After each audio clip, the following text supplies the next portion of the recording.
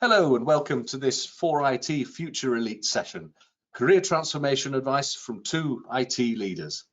These Future Elite events provide a forum for inspirational leaders in IT to share their career story and offer advice and guidance to an audience of ambitious digital IT and change professionals. So the two inspirational leaders in IT tonight are Adrian Berry, UK CIO at Lowell Group, and Robert Woolmer, Solutions Architecture Leader at Skipton Building Society. Adrian has been at Lowell for 8.5 years with a career that has spread across architecture, IT service management, IT strategy and business transformation. Rob has been at Skipton Building Society for nearly 14 years, rising through a multitude of different roles from service desk analyst and desktop support to reach the position of leadership he now occupies. The presentations will last around 20 minutes each. Then the panel will take questions. So please put anything you would like to ask into the chat box on your GoToWebinar toolbar. And as we go through the session, we will deal with as many as we have time for before we close the event at 7 o'clock. So I'll hand over now to our first speaker and welcome Adrian Berry. Good evening, everybody. Hope you're all okay. I hope you're not suffering from the same downpour that we're having here in Wakefield. I've not got a presentation deck for you tonight, guys. I'm just going to talk, but I have a lot to talk about. I've been in IT for 32 years now, and it was a fundamental change in my own career choices and the activities that I undertook. You'll see as I go through this sort of talk of my career, I'll mention the pivotal moments, the influences that have been had on me, the leadership that I've been privileged to be part of. There'll be some good bits, there's some bad bits, there's some downright ugly bits, and there'll be some elements that give you an eye-opening experience, an eye-watering experience, and I'm sure we're all familiar with the eye-rolling experience that many of us have. So I'm going to start now, and I guess the key theme here is there's been a lot of choice in my life, and I've had the real privilege of being able to make some really good choices. I left school at 16. It was one of those things that we did. I grew up in a mining village, and you either stayed on for further education or you left school and you worked in the pit, you worked in the shoe factory, or you made jigsaws at John Waddington's just up the road. I took the choice to work down the mine.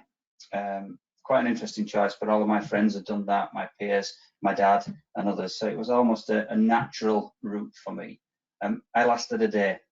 I really did not like being underground and at the coal face, but what it did do is it gave me an eye into engineering and how engineering worked and the components that worked under the surface of the earth. So I was lucky enough then to be accepted as an apprentice in mining engineering, and I served a full 5 years apprenticeship with a company called Fletcher Sutcliffe Wild prior to the complete demise of our mining heritage and the engineering and manufacturing that went with it. But what that did for me is that gave me a real insight into how businesses and firms operate. I was able to understand each of the components from HR, people teams, through sales and pricing, through design, through technology, through the way that we built components with traditional manual machinery and then also with computer-aided machinery as well. And to be fair, my heart was set on being a draftsman. I really did enjoy the control, the concept and the ability to create designs and demonstrate them through graphite and drawing. But I got a flavour of IT whilst I was there. And it really, really did interest me. The logic approach and the way that you could influence the outcomes for the business were one of the key things that really got me hooked. So I cut my teeth on VAX VMS, VAX Basic and VAX Fortran so many years ago. And that was something that I could really, really get stuck into and learn how to adapt technology to meet the business requirements. Now that's going back to the 1980s, and it was far simpler and a lot less complicated than we have today. And the services were all really, really contained within an operation that you had in the business. As with all industries that were manufacturing, we saw the decline of engineering, and eventually I, like so many, left my job. There wasn't a role for me there, and I took a complete turn I joined a travel organisation. At the time, it was Sunworld, and I started from the very beginning as a computer operator. I learned again right from scratch how the business operates, what the importance is in how it deals with its customers and clients, and how the agents and all of the staff within the organisation operated, from finance, HR, IT, and all of the other components. It was a really, really eye-opening experience in that first 12 months as a computer operator. Because of my tendency to fix things, tackle requirements, and meet business outcomes, I was lucky enough to progress through the ranks within Sunworld, to the point at which we were then bought by Thomas Cook. Moving into Thomas Cook created a real opportunity for me. I could experience the whole breadth of retail, engagement with customers, overseas operations, and many, many components that made up the capabilities of a business. And the key fact for me was to learn about how the business operated, to understand what the business needed and how it could achieve its outcomes through the use of technology. As I progressed through my career, I moved from being a computer operator, a systems engineer, a developer, into then architecture and delivery of architectural change and business change. But I was then faced with a choice. At that time, we were outsourced to Accenture, and I was faced with the choice of staying where I was and continuing my path down the infrastructure-led route, or looking at application development and the way it's deployed within outsourcing. I took the choice. I decided to try something different, so I stepped sideways and I learned about how application development can support the business in its current state and in its future state, but more importantly, how that can be delivered in a commercially and more attractive and economical way for the business. It was a really, really tough journey. It took me out of my comfort zone, but I learned so much about how products are developed, built, and then put to market to operate within the client that you're working for as part of Accenture. As with most of the Big Four, they really do work you hard, but it was a huge, huge experience for me to understand how the influence and influencers within that business could be. That's what I wanted to touch on. One of the biggest influences in my life has been a guy called Carl Dawson. Carl Dawson was CIO for Thomas Cook at the time when I worked at Accenture. And his vision and view of how we would operate as a company and how we would be the most inspirational capability in travel at that time. And that was at the time where online business and online retail was really just beginning to take off. The investment that was made was just absolutely phenomenal for that time of our sort of period. Carl taught me that the most important thing to learn is how the business operates. Who does what, why they do it, and what influence that has, and how we in technology can pull together the right approach to ensure that we're not failing the business. We are providing the right services. We do understand the aspirations and the capability, and we're building solutions from the right point to deliver the right objective. And it's because of Carl that I came back to Thomas Cook. I then took on a role as an architect, and I was really lucky to be able to devise and design the whole end-to-end retail operation environment. That was a huge piece of work and another big learning curve, but it also gave me insight into how other businesses interact. Retail within travel isn't just retail of your own product, it's retail of many others' products and many other capabilities. So you learn more, you expand more, and you really do understand the consequences of good and bad decisions. What I then did as part of that, I was really lucky to expand across Europe and be part of the European team. But that's when some of the difficulties creep in, some of the culture differences, some of the expectations, and I'm sure many of you have been part of the not invented here syndrome. Key point, key learning for me was to listen, to be part of that conversation, to understand some of the differences, to be really mindful of the impact and the culture that you're within, and to ensure that you can be contributory and not adversarial and not contradictory. as engineers, as architects, as leaders, as developers, we all are very, very confident in what we do.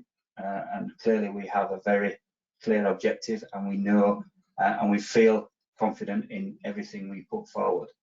But sometimes it doesn't not a bad thing to step back, have a listen, and see how the others are, see what they're thinking, take into consideration. In the long run, that's been one of the biggest things I've learned.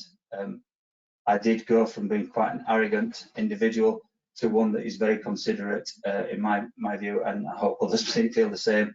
But it is all around inclusion and being part of that end-to-end story, not part of your own individual capabilities.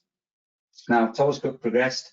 I progressed in my career. I was lucky enough to rise to Group Chief Technology Officer, and I was part of the delivery of services and technology and architectural change within the organisation.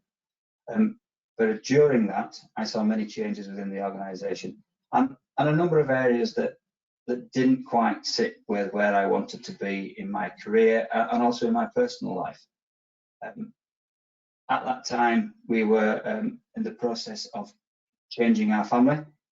We adopted within our family, and Charlie is an absolute inspiration to us all, and he's great. But that made me step back and think. I needed to think about what was important in my life and where I wanted to be. And at the time, I was really lucky to be asked to join the burgeoning group within Lowell, again through another leader who's been a huge influence on me, Gary Edwards. And I joined an organisation that was just shy of 400 people, with an IT function that had less than 40. And it was all in-house, and we were clear on what we needed to do, but everything was done hand to mouth. It was really, really difficult, and it was always just in time, next change. What I learned within Thomas Cook was the ability to then, again, understand the business, understand its objectives, and understand the key outcomes. Really did put me in good stead to help the organisation design its future state, design where it needed to be as a growing, customer-focused organisation. I don't mind telling people, Lowell as a group are part of a wider organisation, and we operate in debt collection. We acquire debt, and we service that debt, and we collect against that debt. But the key important factor is our customers. Collection of debt is a secondary factor. Treating customers fairly, giving customers the opportunity to realise their situation, provide them with help, and help them get back onto a steady footing within credit. Am I still on? Yes, I can still hear you, Adrian. Yeah. My screen just went blank. I do apologise, guys. Clearly an Xbox incident. So back to Lowell. We then needed to build an architecture and a capability that would take us from a very rudimentary environment to one that would support us in a growing organisation. When I joined Lowell, we had just over 500,000 customers.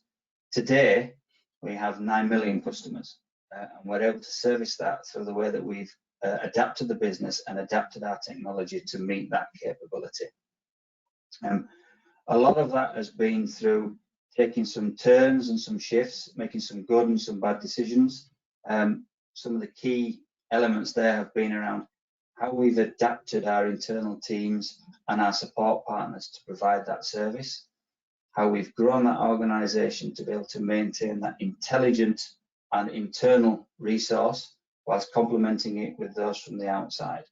They're not always popular decisions within an IT community. But there's some of the areas where I think I've made the right decisions to create a more sustainable environment that's helped the organisation grow and helped the team below me grow. During my time, I've seen a huge amount of change. As I said, we've gone from less than 40 people in IT to, at its peak, just over 300. Now, with the combination of our third-party suppliers and the internal team, we stand at around 400 individuals supporting Lowell across all of the technology platforms.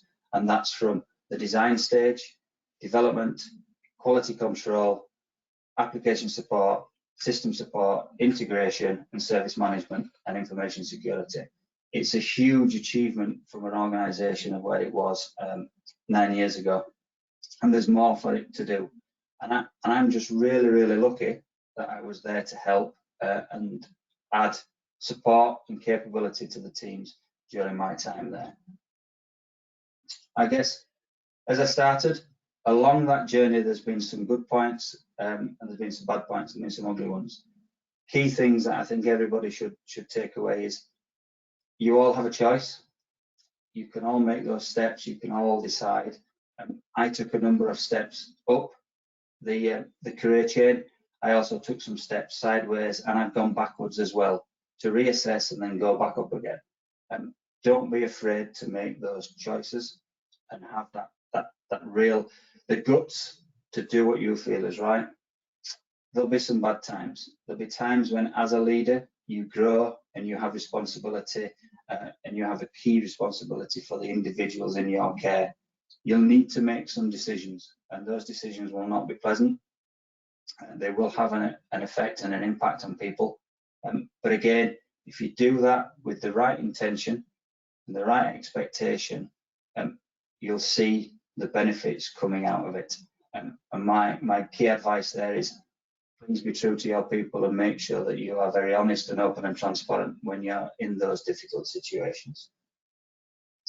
And I guess the ugly points are, as with every career path, as you grow and as you take on more responsibility and you take on a higher position, the increase in business politics and political influence will increase. Again, please treat it as it's intended here. That's going to be some difficult situations. You're going to find yourself in scenarios where you can't understand and you believe it's a personal attack. My advice is treat people as you would find them, have that conversation with them, be very open, be very transparent, and always the objective is for the well-being of yourself, your organisation, and the people that are with you in that organisation. It will always come down to personal involvement and personal interaction. As I mentioned, there's been quite a few areas within my career where I've seen eye-opening scenarios, and the biggest one I ever saw was with Accenture and the involvement and size of the organisation in its outsourcing operation. What that taught me is that we're all part of a machine, and we all have a key and integral part to play, no matter how big or small that is. And I think with the right approach and the right attitude, you'll continue to be part of that machine, and you'll continue to ensure that you are delivering the best you can. From a watering perspective, I think we've all been part of change within organisations and within our social environment that's sort of been quite hard. Thomas Cook, I never really understood until the point that it happened the influence that Thomas Cook had on the overall travel business and the impact that it would have, and the amount of influence that had on people and the social environment. And at the point when Thomas Cook was unable to service its customers and collapse, the bit that really did shock me was how much of an impact that had across many industries and not just within the industry that I worked in. So I think the thing there for me is understand who your partners are, the contribution that they make, and again, pick the ones that you can trust and believe in and stick with that. And then I guess the eye-rolling one is there'll always be some decisions made by various individuals, and I won't pick one. But again, be honest, be truthful, and don't be afraid to say what you feel needs saying, but do it in a manner that's respectful, a manner that's true to yourself, and that's relevant to the situation that you're in. So just before I wrap up, there's just a couple of things I would say, and things that have really, really helped me in my career and the way that I've been able to develop my career and be involved with individuals is just hold true to yourself. but be aware of your surroundings, be aware of the influence you have and the impact that you have. As leaders and as you grow, people will look to you and they'll look to you for inspiration, but also comfort and advice. So just be very aware there. And then the second bit of advice I would give you is it's a long game. So don't expect everything to happen tomorrow. Really do think about what you want to do and how you want to do it. But be prepared to make some choices, to step to the side or step backwards to see the next path of moving upwards again. It's worked for me, it's worked for many of my colleagues, and it's one of the best bit of advice I got from past CIO. Don't be afraid to just step backwards a little bit, reassess, and then move back up. And that could be a change in your current organisation or a change to another organisation or another role. So those are the two key things. The last bit I would just like to finish on is you don't have to know where the end game is. You don't have to start with the end in mind. Be flexible, but be aware of your ambitions and where you want to be, and hold true to them. And that's me.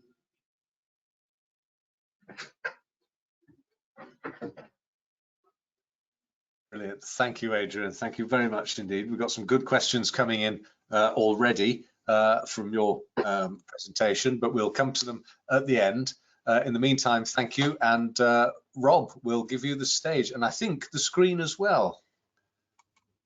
I have a slide deck of sorts, but it's not really a traditional slide deck. So we'll give this a go. If I can press the right buttons to hand you the screen, that is. Okay, there you go. Thanks Perfect. very much. Thank you very much.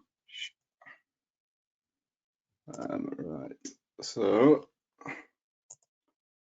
hopefully you can see my ugly face in front of you. We'll crack on. Yeah, so thanks, John. Thanks for the handover. And yeah, thanks, Adrian. That was, yeah, wow, awesome. Really fascinating, really inspiring, really engaging. And it's definitely given me some learnings. And there's some definite things I'm experiencing at the moment there, sort of around organisational change, things not being popular, and noticing those the politics kind of creeping in. So yeah, fascinating from my point of view. Thank you. Quite a hard act to follow, but I'll give it my best shot. So yeah, thanks everyone for joining. We too have the downpour here in Skipton. It's not been the greatest of days, but hey ho, hopefully better days around the corner. So I hope you found this interesting and useful. My name is Rob Woolmer, and as John said earlier, I currently lead a solution and architecture function at Skipton Building Society. So at the minute, we're a team of 10 individuals responsible for setting strategy and as Adrian said, sort of working with the business to achieve their strategic objectives and roles. Been in this sort of leadership role now for just around sort of 3-4 years.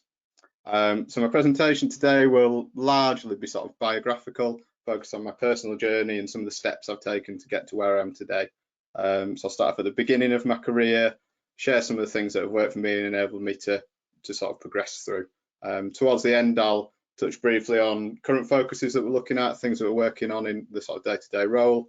What I'd like to get across in this presentation is sort of just the importance of building relationships, of taking chances, and again, just sort of harking back to Adrian, that communication and that honesty is just absolutely key, really. So to begin with, I'll just tell you a bit more about myself on a personal level. So proud Yorkshireman, married, I've got 2 dogs, 2 whippets, obviously, because you know, Yorkshireman, no flat cat though, I'm afraid. They may join us at some point, hopefully not, but it's been known to happen. So I'm a keen runner. For some reason, I find myself supporting Middlesbrough Football Club.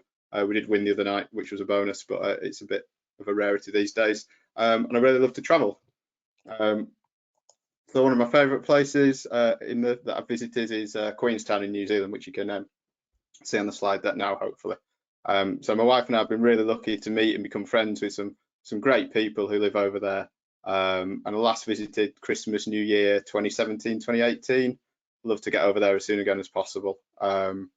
Just really like to travel. Just gives a great opportunity to see new things, take in new experiences, see different cultures, meet people who wouldn't otherwise have, and you know, gain their sort of perspective on life and their different views of the world, not just rely on your own. So that's kind of made me very inquisitive, made me hungry to find out more on a range of different subjects, which has transferred over really nicely to my work. So growing up, certainly until my late teens, I wanted to be a sports journalist, mainly because I thought I'd be able to watch the football for free. It's fair to say that didn't really pan out. I was fairly successful at school, left with some good GCSE results in A-levels. Funnily enough, though, none of them were ever in IT. Never studied IT at any level. I went to Newcastle University ultimately, studied economics, but I dropped out at the end of my second year, pretty much because I was just studying drinking and girls. Despite failing academically, I'd enjoyed myself, I'd gained independence, and I found that I'd grown up quite a lot. And I'm a firm believer that you can and that you should learn and take something positive away from just every experience that you have, good or bad, really. After dropping out of uni, I found myself working at the local pub. Initially, this was just a stopgap before I decided what I wanted to do in my life, really. But I ended up there for 3 years. However, this is where I began to learn the importance of communication, of teamwork, and of relationships. And it set me up really well for my future career, future conversations, because once you've put yourself in the middle of a fight with 2 grown men who are twice your size, using broken ashtrays as weapons, there really isn't a whole lot of other situations or conversations you need to worry about. Despite mediating fights with drunken half-wits, the best thing about the job was that I got to know my customers, and I got to know my regulars, and I got to find out about them and their lives and what sort of drove them forward and why they were there. So it was here that I've sort of developed some relationships with people, became friends with several of them, been very important in my life and still are to this day. And over the course of developing them, I discovered that quite a few of them ended up actually working for Skipton Building Society, and they were in sort of various different roles across IT and development. And from them, I learned that there was a vacancy for an IT service desk analyst. And after some prompting and encouragement from them, I applied for the role, and I was ultimately successful. So that led me to Skipton Building Society. You can just see the head office there. Just a little bit of background on Skipton. It was established in 1853. It's currently the UK's 4th largest building society with over 1 million members. We also have several subsidiaries, including a software development firm in New Zealand, an offshore operation in Guernsey, and the largest and most important is probably the Connells Estate Agency, which operates nationally out of 500 branches. So it's been really good. It's given us a good diversification, going into a few different markets. So during the credit crunch, during the pandemic, we had sort of other areas kind of bringing in that money if other parts of the business were struggling. The society itself employs approximately 2,500 people across head office, and we have 88 branches. If you're interested in finding out more, look at the website, and there's plenty of career opportunities on there as well. So as I said, my first job in IT was on the IT service desk. At this point, I didn't really have a clue what I was doing, to be honest. I certainly didn't know where I wanted my career to go. I was more worried about just not making a fool of myself. And yes, the first words out of my mouth were often, "Have you tried turning it off again?" It is amazing how often that fixes it, though. At the time, I just remember being in awe of, some of the senior leaders that had come in, and wondering how they'd managed to sort of progress to their roles. At this stage, just getting to their level never even really crossed my mind as being a possibility. Focus was just to get up to speed as quickly as possible and be as good as I could be in my new role, really.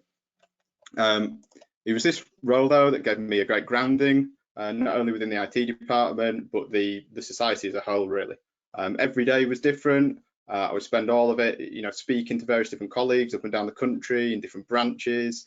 Various colleagues come across many departments in head office. And that was the thing that I really enjoyed and embraced, just building that kind of network. And from this, I got a great understanding of the business, a really good foundational knowledge, got to know all the different departments, to know all the separate applications, all the processes that we used. And again, I just got to build some new relationships and meet some really good people. It also gave me an opportunity to interact with colleagues across IT when resolving issues, dealing with queries, which was great. I quickly realised that I didn't really want to be answering the phone all my life. Decided that I wanted to progress into the desktop support team. Knowing nobody would kind of just give it to me, I just set about looking for different opportunities to get involved working with them, helping out with branch refurbs, BCP exercises, building of laptops, building of PCs, etc., just so that I'd be ready when the opportunity arose. So I just worked late, I'd work through lunches, I'd come in on weekends, just to gain experience, really, and just to make sure that my day job wasn't affected. So after, I think, 6 months I was on the phones for, I managed to get into the desktop team. And sort of around this time, I started playing football with a group of people from across the company twice a week. And it sounds stupid, but I don't think I'm overstating things if I say this is possibly one of the most important factors in my career to date, really. So as with everything I've spoken about so far, relationships and connecting with people have just been absolutely key and something that I've really enjoyed. At various points in the football field, I'll be playing with the head of IT, the chief operating officer, and other very senior people, and other people sort of on different points up and down the business. On the football field, obviously titles and roles didn't really matter, and it just gave me an opportunity to really get to know some of these people, what made them tick, what they were involved in, and more importantly, it gave them an opportunity to get to know me. It gave me sort of more contacts again, just to help with any issues I might have, any queries, and just to be a bit of a sounding board and take advice on what I should be looking to do sort of next with my career. So following my time with the desktop team, I moved into third line support. I was ultimately focusing on infrastructure. I was looking after SANs. I was looking after our virtual environment, all that kind of side of things. And then from there, I moved into project delivery teams, bit of architecture work, and then ultimately, planning, implementing our change portfolio in alignment with the corporate and technology strategy. So moving forward at SBS, I just tried to take the same approach to career progression. Was always trying new things, no matter how scary they might be at the time. Always on the lookout for new opportunities and just trying to push myself out of my comfort zone, really. A lot like doing this presentation. Not everything I paid off by any means. I remember very well my first attempt at facilitating a corporate workshop. I've been allocated a table of about 10 colleagues, tasked with facilitating a discussion on some new regulations that were being introduced by the regulator. Speaking of eye roll moments earlier, that was definitely one of these. Basically, there was just a lot of awkward silence as I struggled to engage with anyone on the table, couldn't get them to get excited, to get involved, couldn't get any feedback or any sort of interest from any of them. And it was one of the most uncomfortable afternoons of my life, as I just basically went into my shell and I gave up after a while, and we all just sat in silence. So clearly wasn't what I or anybody else wanted to get out of the experience, and I was so glad when it was over. But this, taught me something about what I needed to develop on, where I needed to improve, and just to get back on the horse really and try it again. So off the back of it, I spoke to other people that I trusted, that had been in similar positions, that were sort of a lot more experienced in this part, and got their advice. And then sort of since then, I've facilitated, spoken at various different corporate events, including our annual conference. Pleased to say it's not been as bad since. And some advice that really stood out to me was somebody once told me that it is better to do something than live in fear of it. And it's absolutely right. It's how I've tried to approach things in both my work and personal life.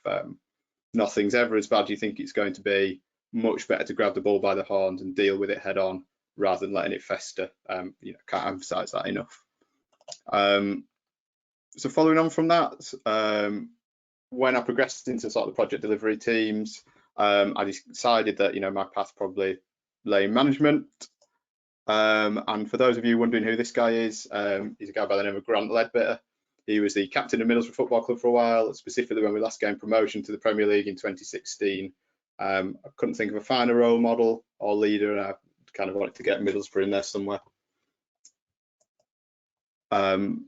Anyway, sorry, back to me. So I'd taken the lead previously on multiple pieces of work, from disaster recovery exercises to data center refreshes, but only just really from a delivery and implementation angle. I was keen to lead a technical team to contribute to these discussions at a managerial level, and lead a team of my own and really play a much larger role in terms of our future strategy and direction. So to accomplish this, one of the first steps I took was just to sit down with my leader at the time. He'd mentored me for a while, encouraged me throughout my career. He was, still is, somebody I have tremendous respect for, and to who I owe a lot for obviously seeing something in me and pushing me to develop. As I trusted him, I just sort of felt comfortable asking for his honest opinion on if he thought it was a good idea, if he thought it would make a good leader, and thankfully he was fully behind me and supportive. Thought it was a great idea. So we spoke about how he had gone about things, any lessons he'd learned along the way, any pitfalls, etc. Also using my network of people that I built up, I did the same thing with people across the society, and also people that had left and moved on to different roles that I was still in contact with, to get those different perspectives that I really spoke about earlier. And this is one of the major benefits of having a good solid network of people to sort of tap into. I also took the time to speak to our in-house learning and development team, getting their views on leadership, the kind of leader they wanted, and what help was available to me there. So following these sort of conversations, a few different themes emerged. I sat down and put these into a bit of a plan. So the first area I identified was to kind of position myself as deputy leader or leader number 2 in my current team, so that when my leader was out, people will come to me. It aligned sort of to one of my goals of getting more experience of leadership.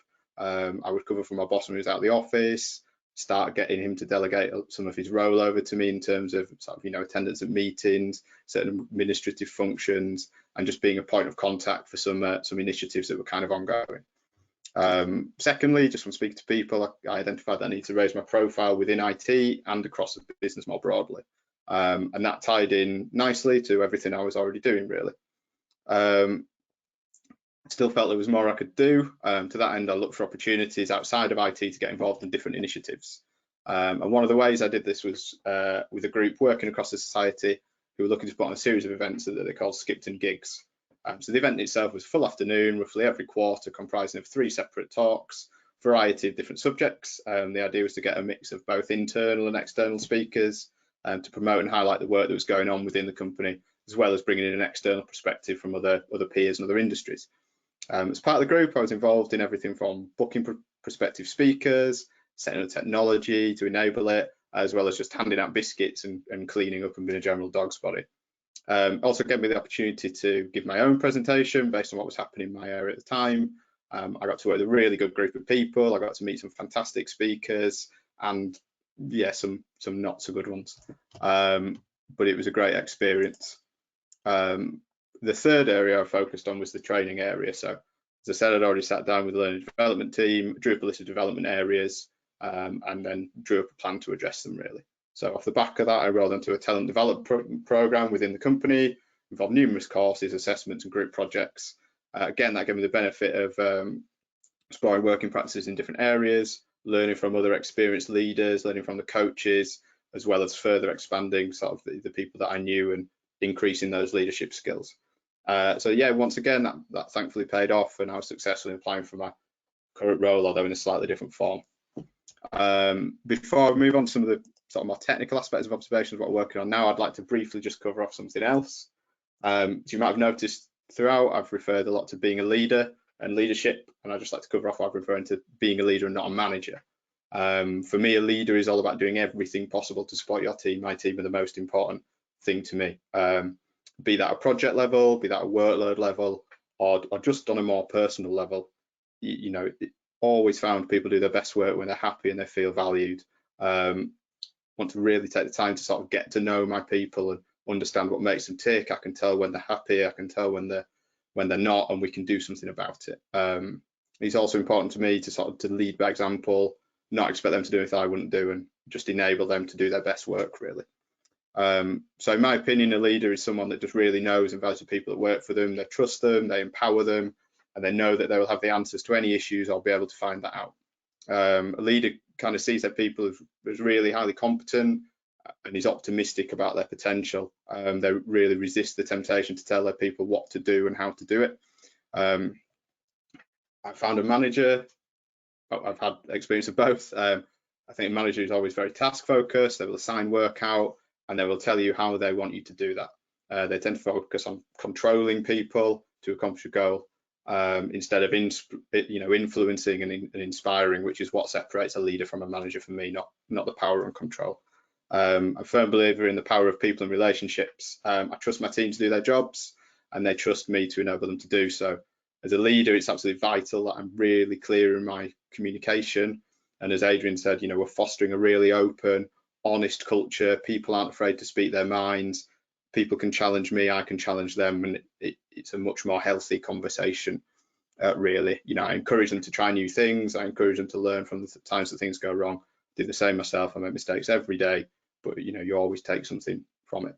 It's really important for them to be able to come to me with anything and know that things will change because of it. Equally, I can go to them, can have some tough conversations, but they'll take that on board. When recruiting, I would much rather take a chance on hiring somebody with the correct behaviours over the technical knowledge. I found you can teach people that want to learn the technical skills, but you can't teach people not to be an idiot.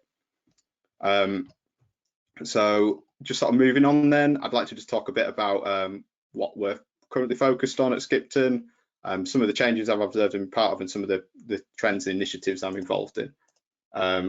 So this is a very, very old supercomputer. I think it's called Colossus or something, but it just appealed to me.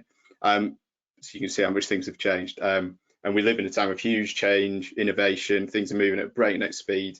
It's only going to continue. So remember being part of moving from physical to virtual servers when we brought VMware in, using an old plate spin server to P2V, various different things. It was transformational at the time, completely changed the way we worked. Previously, we'd need a new test environment or anything created. We'd have to spend time procuring the server, getting that electrically tested, getting it shipped over, getting it installed, getting it built, getting it secured, all that stuff. And it could take a month, 2 months. Virtualization just enabled us to create the new service quickly, easily, drop of a hat. And something that just seems so normal now was an absolute game changer at the time. Not to mention all the snapshots. That you imagine we can see this, but I think we've gone back to your initial picture at Rillston Cross. That's it. Are we on it now? Is that better? Yes. Yeah. Okay, thank you very much for that intervention. If that's the worst thing that happens, then that's all right. Yeah, sorry, so where was I? Yes, so we've got at Skipton, we've got a very large change portfolio to manage and deliver on. Central to this at the moment is our cloud transformation program, which is focused on moving us to Microsoft Azure's public cloud. We began work in February of last year. We continue to make progress despite the pandemic, although clearly it's not always been easy. But again, we've just relied on that openness, that communication, and just really trying to foster that culture where people feel empowered. We decided to pursue Azure as we currently operate 2 physical data centers. They've served us very well, but investment in it is significant, and the approach dictates we need to predict our potential future demand. The overheads are sorted with them are very high, often they're sort of fairly invisible to us as well. More importantly, we're about to reach our next refresh cycle with critical compute and SAN components going end of life. Cloud's obviously now a very viable model. Other building societies and our peers and other companies generally are starting this transition. We selected Azure as our preferred option due to our strong relationship with Microsoft.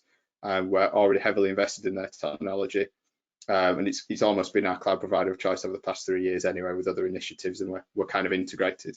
The existing strong partnership that we have with Microsoft, alongside the adoption and experience of their own technologies, drove the decision to adopt Azure over Amazon or Google, for instance. We've seen some companies moving to multi-cloud, partly due to sort of individual offerings and needs. Our aim is to be more single vendor with other options considered only if needed. So the program itself consists of different work streams. Initially, we focused on what we call Azure Foundations. That was implementing the enabling technology, operating model, and supporting processes to enable us to consume services in Azure. We also need to perform a tactical refresh of our compute platform, or to a much lower level, to replace some end-of-life infrastructure. Next phase, we're going to start migrating some services into Azure rather than continue to invest in the data centers. Future phases, we're going to refactor, we're going to re-platform applications before we host them in Azure, take advantage of that. We also hope to eventually decommission our data centers when that's complete, and that'll be a big day if we do in fact get there. In terms of the benefits, we kind of see there's much higher levels of automation, much higher levels of abstraction, agility, efficiency. We'll be able to quickly scale, demonstrate our elasticity, and ultimately we'll just be able to keep up with demand and the pace of change more easily. It's also going to reduce the risk of manual processing, supports delivery of security and compliance by design. It'll change our cost model from CapEx to OpEx, reduce our overheads on premise, and ultimately move us to a more predictable rental model. From a resiliency perspective, it will also move us from a concentrated geographic failover region to multi-regional resilience. As with everything we do, our people are absolutely key. We're utilising current and future technology should hopefully allow us to maintain and retain our already highly skilled people, hopefully to attract new highly skilled people. We should have some really quite engaged colleagues, and if we didn't, there was a risk that we would struggle to maintain and struggle to recruit these colleagues. As John said, there's been some tough decisions as part of this, but they've been made, and I think we're better for it. We're in a much better place. So to try and bring people along, we've been working hard to ensure that everybody sees the benefits and opportunities that it will give us. Ensuring that we bring people along willingly is paramount. You know, as a result, the work roles have and will change. People's mindsets will need to shift to embrace new technologies and ways of working. We've invested really heavily in training. We're supporting our colleagues with becoming certified as well in the Azure technologies. And given where I've come from, I'm a huge believer in developing people, making sure they're bringing along and that they have a voice. So just conscious of time, I will wrap up. So high level, my advice, or certainly the things that have worked for me so far, is that relationships are absolutely key. Build a network, get to know people, what makes them tick. Use this network of people to collaborate, get ideas, ask for feedback on how you're doing and how people view you, and just make sure that your people are okay first, because that's a really key thing for me. Communication, as we've said, it's just so important. Communicate clearly, honestly, truthfully. Make sure everyone knows what's going on, whether that's when you're within a team looking to progress, you're working on a project, or you're leading a team yourself. Poor communication, I found, is the #1 reason why projects fail, people become disillusioned. I'd also say to try things, take a risk, look for different opportunities, take things on, and if you can't find anything, create your own. It won't always pay off, but you'll learn something from each new experience. And then the final one, just to understand your own strengths and weaknesses, and then do something about it. So seek feedback from others, come up with an action plan, set a goal and work towards it. Keep pushing, keep learning, keep wanting to improve, and that will take you a long way. That's it for me. It's been interesting, and thank you very much for your time. Brilliant. Thanks, Rob. Thank you very much for that. We've got some great questions coming in. There's one. Let's start with the first one that you talked, Rob, about halfway through, about having a plan and about your goals. You didn't major on it, but we're being asked, how deliberate has your progression been? Has it been your main focus? And then we can link it, Adrian, to a question for you, which is very similar. When did you actually decide that you wanted really to progress? What drove you? So Rob first. It's a good question, because that probably does come across as being a lot more organised than it actually was. I think what I've tended to find is I think I've been very lucky in my career. I've had some very good people. I've been able to have various different opportunities and just see what was interesting me at the time. I think like Adrian had sort of said, I'd made some wrong turns, I'd kind of taken some steps backwards, I'd done some things I didn't necessarily want to do, but all that just kind of led me forward. It was just seeing what was out there and trying things and seeing what I enjoyed, really. And then when I was clear on what I did want to do, it was just sitting down, what do I need to do to get to that next stage, and just always kind of trying to move forward, really. Adrian. I guess just leading on from that, and Rob's touched on this earlier as well. What really drives me, and still does today, is to be the very best that I can, and that's often presented to you with opportunities or challenges, and it really is making the very best of a scenario and a situation that you're in, to do the best, to be the best that you can. And in general, it opens up new avenues. As Rob said, it's all about getting to know people, and you can't do this on your own, right? You can't progress in your career on your own. You're going to need help. You're going to need advice. You're going to need allies, yeah. And you're going to come up against adversaries all the way through your careers. What keeps driving me is knowing that I can achieve it, wanting to achieve it, and then the real thing, the one that continues to drive me, is I want to make sure other folk have the same opportunities that I had. So if I can bring others along, that's the win. Yeah. If I can see people stepping up into roles and taking on that responsibility and doing a better job than I ever did, because that's the win. That's what keeps me going. Does that motivate you too, Rob?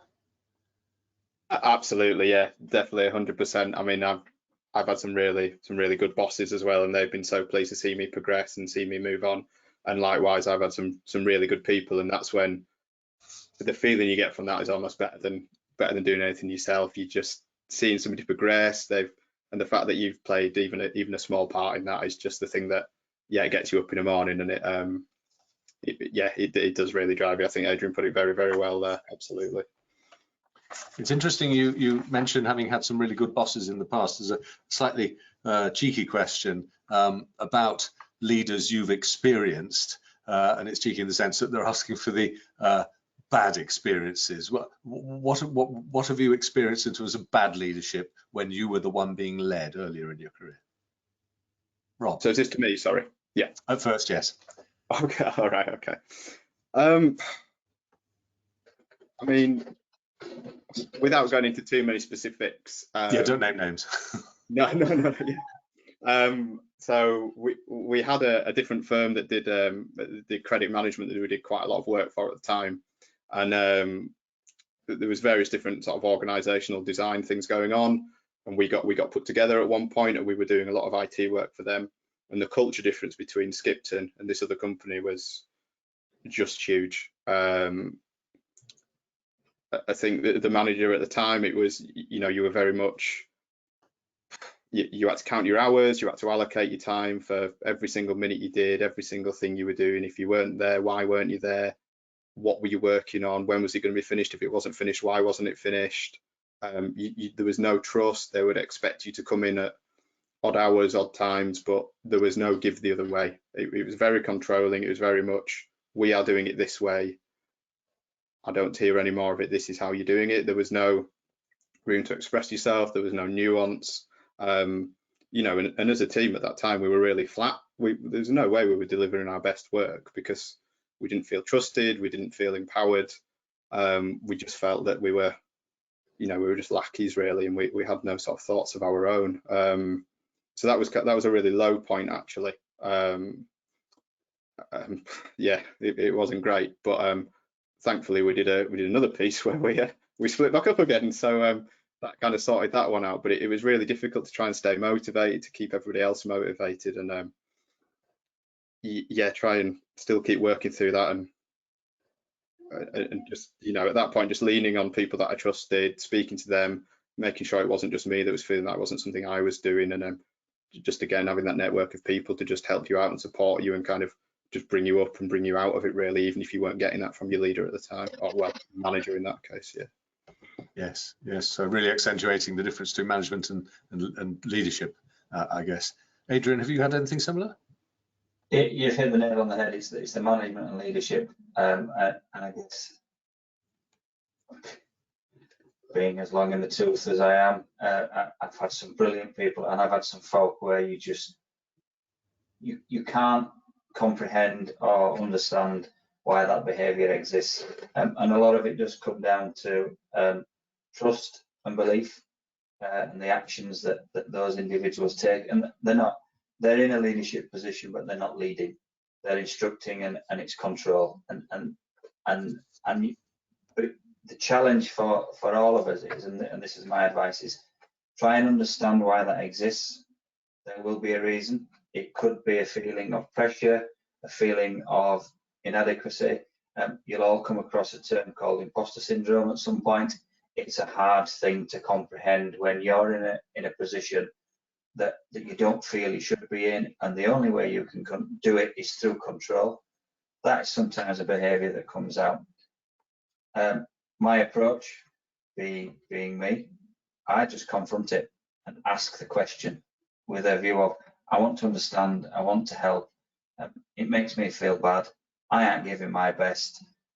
Folk around me aren't giving my best, and you can see that. That can't be good for anybody. So I come back to the transparency and the honesty, the relationship you have with folk who are responsible for you, your well-being, your development, and your individual contribution to the organisation. You've got to do that in an open and honest way. And if you can't do that, it's a real hurdle to get over. Thank you. You said some time ago, Adrian, in your presentation, that you were an arrogant individual in the past. It was a very honest thing to say. The question is, what did that actually look like for somebody there at the time? And why did you do it, and what made you change? So back to that previous point, arrogance came through an elevation of position, and the belief that, well, I know what I'm doing, I'm right, yeah, you lot must be living in a different world. And it comes from, at the time, it was being that individual responsible for certain elements, the constraint, the single point of failure, and that builds with it a belief of heightened and incorrect self-importance. So you take that through in conversations, and it changed the day I had, again, a very good open conversation with somebody that was working alongside me, and they just said, "You don't know everything, Adrian. About time you started listening to some people." And it really did hit home, because in my head, I wasn't arrogant. I wasn't the one pushing the point. I wasn't the one asserting myself. I thought I was doing the very best I could for the right things. And it took somebody else's observation to help me think. And that's been with me ever since. It was quite early on in my career. And it's just sat with me ever since. You know, collaboration, communication, and interaction with folk around you or involved with you is the most important factor, because we don't have all the answers. Any observations about that, Rob? I think just what you said about being able to have that really open and honest conversation, I think that really hit home for me there. That I think, yeah, the theme throughout is just that honesty, that saying the same words again, honesty, openness, having that integrity, and just that willingness to find that feedback, to listen to that feedback, even if it's uncomfortable at times, but just to really take that on board. You know, by no means perfect at all. So yeah, similar things. I mean, people you can reach out to, people that you can trust, people that, you know, will tell you those hard truths, and then just taking that on board and listening to it really. So I think that really resonates with me, absolutely. I think we've got time for one more question each. Rob, there's a question for you. You've talked about engaging with the leadership training in the organization, but before you started, did you ever do any formal training in IT? I had no formal training in IT other than an interest at home. That was it really. As I said, I went to university to study economics, and that was more just because I happened to get a good grade in it at A level. It wasn't necessarily something that I was keen to explore. So no formal training in IT. I just, as I say, speaking to the people in the pub, really, they obviously saw something in me. You know, I was always, I think, just listening to them, taking things on board, just being inquisitive about them, and then when I started, that was my attitude really. So I think, like Adrian said, I want to be the best at this. I want to find out what I'm doing. I really want to learn things. You know, I was very fortunate to meet some really good people that, you know, gave me a lot of time, gave me a lot of tuition, and I learned on the job. But I think that's how I've always preferred to learn. Chuck me in at the deep end, you know, I'll give it a go. I remember even starting at the pub, I remember starting on a very busy Saturday night, somebody kind of pointed me at the till and went, "Off you go," and I didn't have a clue. But I think that's kind of what just always stuck with me. I'd just rather get hands on, rather have a go with it. And yeah, I mean, and if I can do it, then anybody can, quite frankly. Thank you for that. And one for you, Adrian. Finally, you made observations about the increase in the team during your time, now from 40 to over 300, and 500,000 to 9 million customers. That's phenomenal growth. And the question is, during that time and on that journey, did you have any cliff edge moments where you really nearly fell off, or indeed did? It's a good question, and there wasn't one. You know, one of the key components there with one, or whether it's 9 million customers, is the importance that we're there to protect that customer. Key for me, one of the key cliff edge moments has been with such a rapid growth, without the right planning and preparation, we almost lost the lot. But through careful organisation, backup organisation, and support of my colleagues, we were able to stay the situation, maintain our organisation, and keep us operating. But then the other one is pandemic. So when we all went into the pandemic, one of the real concerns for me as CIO was my people. How are my folk? How are they coping? Are they okay? And I was more concerned about, will everybody be all right? Will we all still be able to stay with each other? Than the impact that would have on the business, because I was so confident in the capability and the skills and the individual contribution that I knew Lowell would continue operating. What I was more concerned about is, would my folk turn up for work the following day to be themselves, not turn up and do work, but to be themselves. And there's nothing more delightful than seeing everybody's face, even though it's on a square box, for that first time when you know you've kept in touch and you've kept everybody going. That was the sort of the really bright point, shall we say, of the last 18 months. And there's good times ahead. Now we're in a position where we can do it face to face, and we can do it through a square box. And technology's been the real driver to help us do that. And everybody on this call and everybody that's involved has been part of that. You've had a part to play, and we should all feel very proud of it, because we've kept our organisations going. That's a key contributing factor for me. Well, that's a great place to end this session. Thank you very much, Adrian, and thank you, Rob. You've taken us on a fascinating journey and left us, as ever, with these sorts of talks with a great deal to dwell on and think about. We will share a recording of this session in the next day or two. In the meantime, when you close this session, and by email in an hour's time, you will be invited to complete a very short survey to tell us how you found the event and how we can improve. Please do take a moment to help with this. We find it incredibly valuable. I hope you've enjoyed this session. Thank you for being here. Thank you again to our speakers, Adrian Berry and Rob Woolmer, and goodbye. Thank you.